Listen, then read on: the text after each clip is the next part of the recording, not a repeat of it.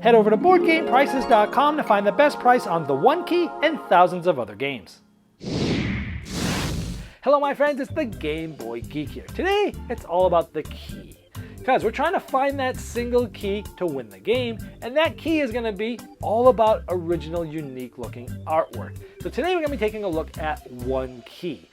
This is sort of a party-ish game, one of those games where you're trying to look at and interpret different art. Let me show you how it's played. I'll see you on the other side.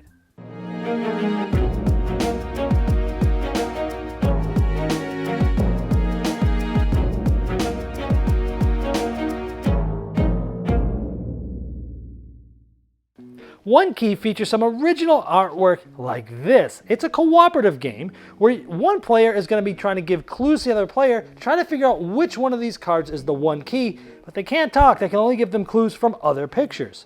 So at the beginning of the game, there'll be 11 cards randomly assigned to the board like this, and one player is going to be trying to get everyone else to guess which one of these cards is the magic One Key. And they figure that out by shuffling these up and just picking one of them at random. So let's say we're the clue giver. One of these cards, let's just say this one, was randomly selected as the key for the game. We're trying to get the other players to remove all the other cards, leaving this one the last one standing. Now there is a whole stack of these cards, and let's just say the first card drawn by us is this card. Now we would never put this down here and stare at this card, but without them noticing where we're looking at, we're going to try to figure out, does this card have a strong link, a medium link, or no link with this? And I'm looking at this and I'm thinking, maybe there's some metal and grayish, but it's not a very good link, so I think I'm going to put this as no link. So in front of us is great link, medium link, and no link. We're going to place this down here so the other players know that the card that we just drew does not have a good link with the secret card. Now, over the course of the 4 rounds, the players are going to have to eliminate a certain amount of cards. In the first round, they just need to remove one. So they look at this and they go, you know what? This is nothing like it. So we want to remove a card that's most like this. Let's remove this one. This one has sort of a monster as well like this, and there's a lot of green on the sponge. Let's just remove this. And then remove it out of the game. If that was the actual One Key, the game would end immediately and we would have lost. Otherwise, we go on to the next round. Now, while those players were discussing which card to remove, I actually started the next round on my own. I drew 3 random cards, put them here behind a shield, and I'm trying to put links with this. And it's always against that magic card, which if you remember actually looks like this clock here. So we're trying to figure out which ones have a link or strong link or not. We have to basically tell them secretly whether this is linked to this clock with the guitar players and such or not. Well, this one's a pretty good link because they're making noise. This is actually some music. It's a xylophone.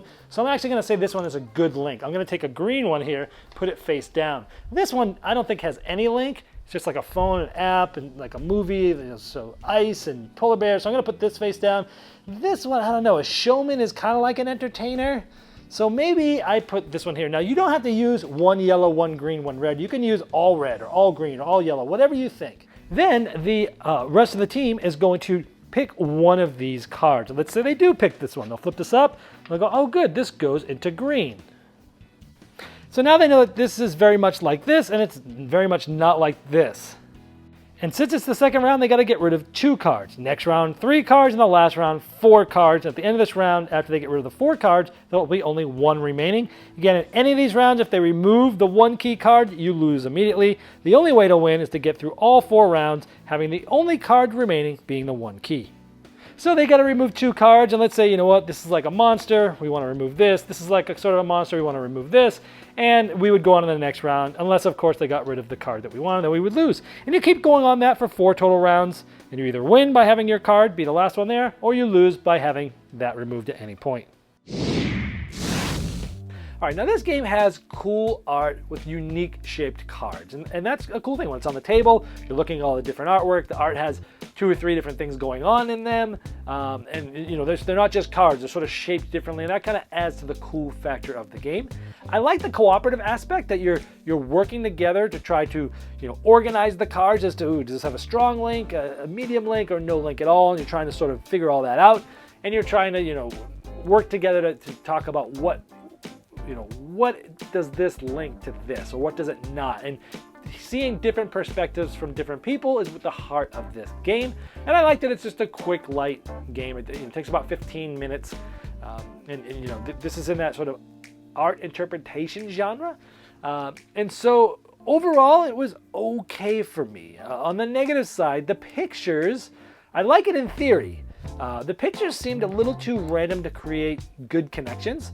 So many times it's like, oh man, like it's like, how does this go with this? Oh, because I was thinking this. Oh, okay. And too often, more often than not, the connections that the player was making that was giving the clues are a little too far off, just because nothing in the cards, it's hard to sort of put them together when there's so many randomized or abstract elements to them.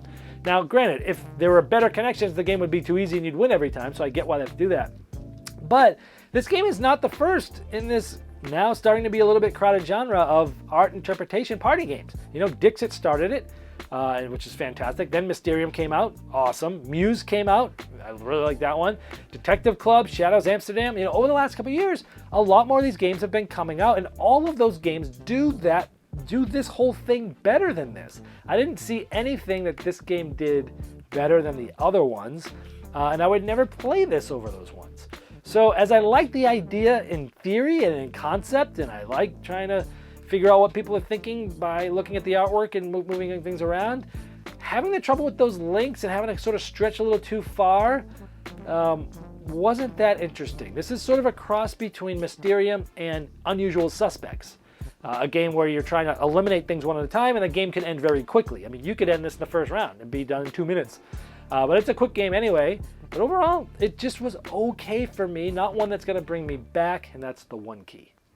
This video was shot on a Game Topper, the ultimate gaming accessory. After successfully fulfilling their first Kickstarter, Game Toppers are taking the world by storm. Now you can get your own portable gaming top by participating in Game Topper's Kickstarter 2.0 starting June 25th, 2019. New styles, new sizes, and amazing new game mats. Go to GameToppersLLC.com to enter a full Game Topper system valued over $1,000 to also bring you to the Kickstarter project page and to late pledge.